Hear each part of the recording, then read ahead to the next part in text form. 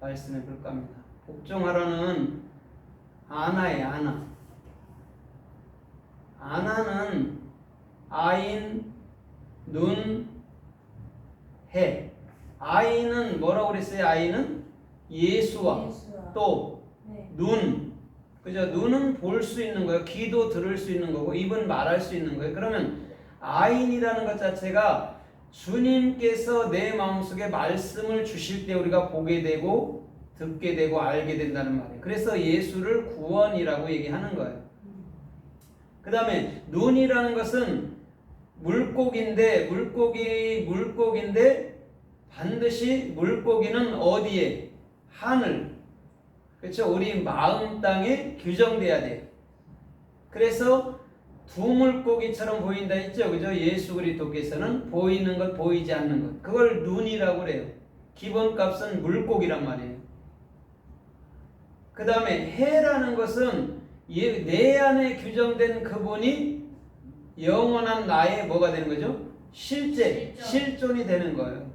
아, 그분이 영이구나. 그분이 나구나. 이렇게 알게 되면 되는 것이죠. 그러면 오늘 이 복종하라의 뜻으로 또한 주님께서 어떻게 말씀하는가 우리가 좀 살펴보면서 은혜를 받아보도록 하겠습니다. 베드로전서 3장 1절에 보면 우리 주님께서는 여자들이여 남편에게 복종하라 이렇게 얘기를 해요. 그러면 여기서 여자들은 반드시 남자에게 복종하라고 그러거든요. 그러면 남자는 누구밖에 없어요?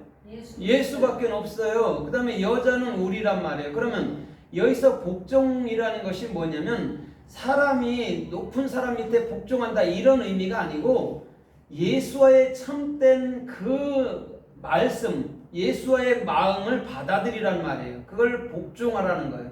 그러면 여자가 남자의 말에 복종할 때는 이미 뭐가 된 거죠? 남자가 돼버린 것이죠. 하나님, 우리가 예수 그리스도의 말씀을 가졌으면 우리는 더 이상 이제는 여자가 아니고 남자가 돼서 또 여자들에게, 세상의 여자들에게 복음을 증거하는 거란 말입니다. 그걸 아나, 그걸 복종하다 이런 말로 쓰였단 말이에요. 그래서 베드로전서 5장 5절에서도 우리 주님께서는 뭐라고 그래요? 젊은이들아 이렇게 얘기해요. 장로들에게 복종하고 이렇게 얘기하는 거예요. 더 나아가서 겸손한 자에게 은혜를 주시고 교만한 자는 물리치시나니 그런다. 거기서 겸손도 아니에요. 그럼 복종과 겸손이 같단 말이에요. 낮아짐, 겸손, 복종이 다 같은 말이란 말이죠. 그러면 주님께서는 복종한다 해서 막 강압적으로 시켜서 그런 얘기가 아니고 하나님의 참된 말이 내 마음속에서 깨달아지면 자동적으로 우리 주님께 내 생각을 내어드릴 수 있다라고 얘기를 하는 거예요. 그거를 복종이라는 아나라고 쓰였단 말이에요. 그럼 우리가 세상에 생각하던 뭐 너무 무서워서 복종하는 그런 얘기는 안 해요. 그죠? 하나님의 참말이 들어가면 주님의 뜻을 따라 살 수 있다라는 얘기를 우리 주님은 지금 하고 있단 말입니다. 그래서 고린도후서 10장 5절에서도 이렇게 말을 해요. 너희는 그리스도 안에서 복종하라 이렇게 주 안에서 우리 그리스도께 복종하라 이렇게 말하거든요. 맞는 말이잖아요. 그죠? 주님 말씀이면 우리가 따라야 되잖아요. 그러면 주님 말씀이 아니면 우리가 따를 필요가 없지요. 어떤 거에도. 그걸 뭐라고 그래요? 그거를 복종했다 이렇게 말한단 말이죠. 주님은. 그래서 주님께서는 이 세대에도 반드시 하갈은 뭐예요? 사라에게 복종하고 사라에게 복종하고 하갈은 반드시 사라에게 뭘 줘야 돼요? 멸시라는 뭐예요? 칼날을 줘야 되잖아요. 코프 라메드 서로 연단시킨다고 그랬잖아요. 그죠? 사라하고 하갈은 서로 연단시킨단 말이에요. 왜? 그러면 서로 나중에 뭐가 돼요? 성장해 간단 말이에요. 그래서 하갈은 사라를 멸시, 칼날, 라메드 익혀주고 사라는 지금 하갈에게 아니 복종하게 만든다. 내 말을 듣게 만든다 이런 말이에요.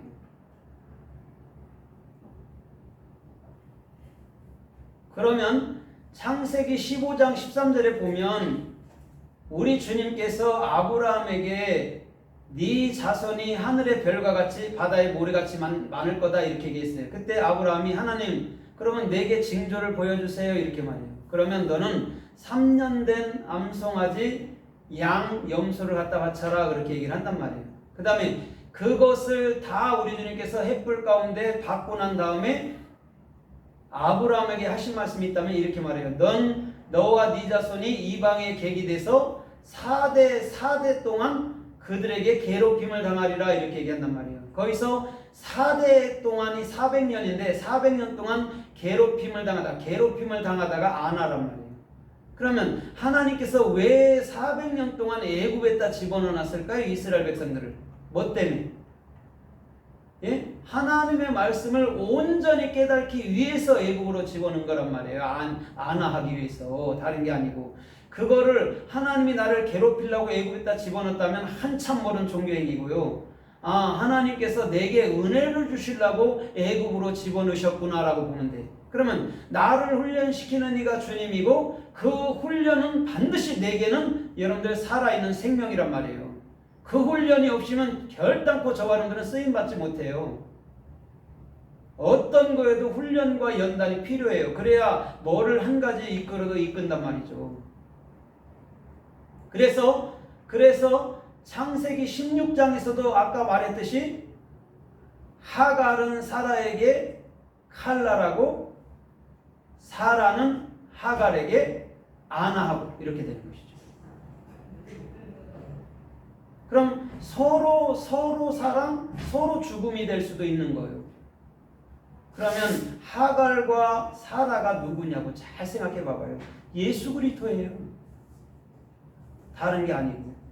주님은 반드시 저와 여러분들을 괴롭게 하는 게 아니고 최종 목적은 저와 여러분들이 평강과 복이 돼서 주께서 원하는 삶을 살도록 인도하는 거예요. 그래야지만 이 세대에 안 무너진단 말이에요. 그런 훈련과 연단이 없으면요 어느 아픔이 주어지면요 그냥 무너져 버려요. 그래서 연단과 훈련은 반드시 우리에게 필요하다라고 보면 되는 거죠. 그래서 그들이 하갈이 또 그 주님께 고백하길 뭐라 그래요? 부엘라로에이 그러잖아요. 야 하나님은 감찰하시는 하나님이다. 하나님이 거기 계시다 그러잖아요. 하나님은 감찰한다니까요. 안 보시는 것 같잖아요. 그죠? 내게 없는 것 같이 느껴지잖아요. 안 그래요. 하나님은 절대적으로 여러분들 안에 있어요. 절대 어디 가지 않아요. 그래서 내 생각을 끊어버리면은 반드시 하나님의 생각이 와서 주님의 길을 여신다. 그게 곧 생명의 길이고 복된 길이라고 우리 주님은 말씀하고 있는 거예요. 그래서 창세기 31장 50절에도 보면 라반이 야곱한테 이렇게 말해요. 서로 야곱이 먼저 라반을 책망하지만 라반이 야곱에게 다시금 이렇게 말해요. 너는 우리 딸들을 절대 학대하지 마라 이렇게 말하거든요. 부탁하는데 절대 학대하지 마. 여기서 학대하지 말라가 아나예요. 그럼 아나가 뭐예요? 아나가 하나님의 말씀을 그들에게 하라는 거예요. 라반은 네가 내 밑에 있을 때 진리를 배웠잖아. 그러면 너는 반드시 네 부인과 네 자녀들에게 하나님의 말씀을 네가 대언해 줘야 돼 이런 말이. 그걸 아나라고 그래요.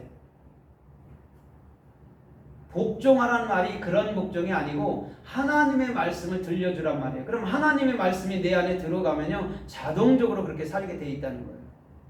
그걸 아나, 복종이라고 얘기한단 말이에요. 아니면 겸손, 아니면 낮아짐 이렇게도 쓴단 말이에요.